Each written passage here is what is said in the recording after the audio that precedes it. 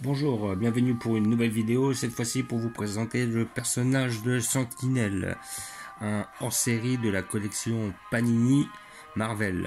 Alors la collection a arrêté il y a à peu près, je crois, 3-4 mois, si je me rappelle bien. À mon avis, il ne devait pas y avoir assez de parution, donc ils ont arrêté.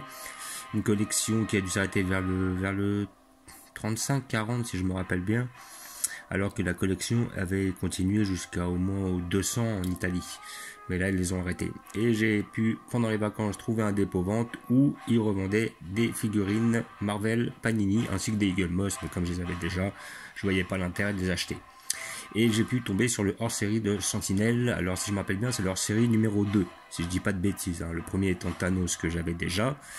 Après, je sais que, si je crois bien, le troisième, c'était le Hulk normal. Et le quatrième, c'était le Colossus, si je me rappelle bien. Mais je n'en suis pas sûr. Donc, avec cette figurine, la personne n'avait plus le fascicule, ce qui n'est pas excessivement grave en soi. Et bon, la boîte est un peu abîmée. Mais bon, voilà. Et j'ai pu la toucher pour la somme de 15 €, alors que les hors-série étaient entre 18 et 20, si je me rappelle bien. Donc nous allons l'ouvrir pour voir ce que ça donne.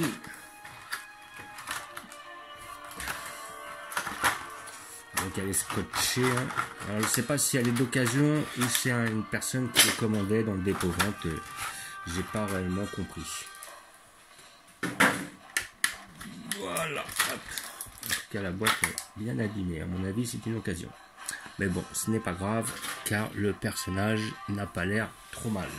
Vous voyez, dans cette collection là, les personnages basiques étaient sur un degré de définition qui était quand même moindre que les figurines Eagle Moss. Mais mis à part certaines qui étaient réellement très bien faites, entre autres Deadpool, où il y avait le War Machine qui était bien fait. Et comment dire, les hors-série avaient été quand même relativement bien faits, entre autres Thanos, qui était vraiment très fidèle aux comics. Donc là vous avez un personnage. Alors Sentinelle n'est pas réellement un personnage que je connais. Bon, je sais qu'il a un rôle assez important dans la série, dans le Marvel Comics Universe, on va dire. Et par contre j'étais attiré par ce côté armure de Iron Man, quoi. Ça a l'air d'être un robot, donc ça m'a assez attiré. Puis on peut voir au centre un point au centre de sa main, ainsi que sur son torse, donc qui font réellement penser aux armures d'Iron Man. Peut-être qu'il n'y a pas de rapport, je n'en sais rien. Donc voilà, la figurine n'est pas trop mal, donc une figurine pour 15 €, franchement ça va, c'est pas mal.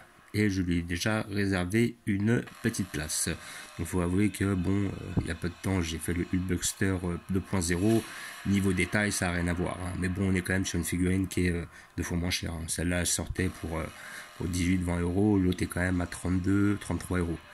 Donc 2 fois plus cher. Donc là, ce que je peux voir, sinon, bah, elle est peu détaillée, mais elle est bien réalisée, elle est bien faite. Les jeux de couleurs sont bien faits, mis à part que là, le jaune, peut-être, ça chie un peu, c'est un peu grossier. Aussi un peu au niveau des yeux, une petite coulure de noir, tout ça. Mais sinon, dans l'ensemble, elle est pas mal, quoi. Elle viendra agrémenter ma collection. Voilà, donc je vais tout de suite vous montrer où je la place.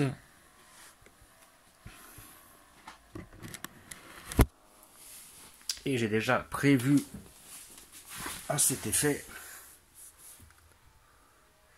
la place juste à côté du Thanos. Voilà. Je vais le mettre là. Là, comme ça, ce sera mes deux seuls hors-série. On peut voir que les hors-série sont quand même plus massifs que les figurines normales. D'où l'intérêt de les payer plus cher.